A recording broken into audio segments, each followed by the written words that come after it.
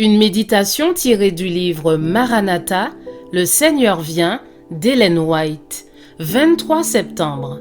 Les yeux de Dieu sur son peuple.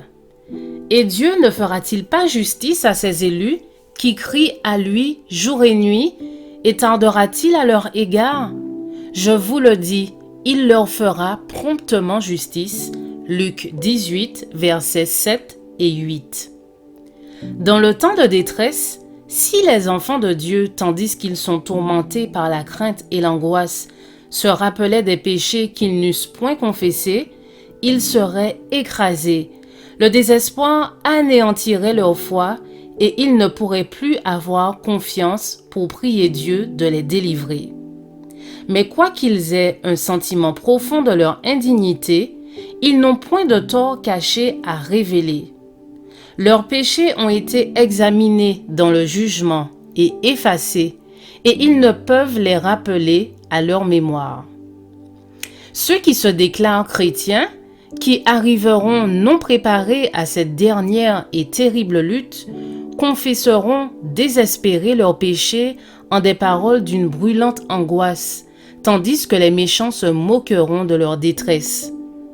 L'histoire de Jacob nous assure en outre que Dieu ne rejettera pas ceux qui ont été tentés, séduits et entraînés dans le péché, mais qui sont revenus à l'Éternel avec une vraie repentance.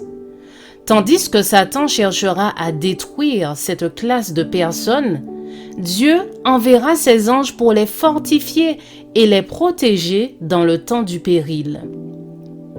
Les assauts de Satan seront violents et résolus, ses séductions terribles, mais les yeux du Seigneur seront sur ses enfants et son oreille sera attentive à leurs cris. Leur affliction sera grande, les flammes de la fournaise sembleront sur le point de les consumer, mais celui qui les épure les en sortira comme de l'or éprouvé par le feu. L'amour de Dieu pour ses enfants durant cette période de leur cuisante épreuve est aussi grand et aussi tendre que dans les jours de leur prospérité la plus florissante. Mais il est nécessaire qu'ils passent par la fournaise de l'épreuve. Tout ce qu'il y a de terrestre en eux doit disparaître pour que l'image du Christ se reflète parfaitement en eux. Le temps de détresse et d'angoisse qui nous attend exigera une foi qui puisse supporter la fatigue, les délais et la faim. Une foi qui ne faiblira pas, quoique rigoureusement éprouvée.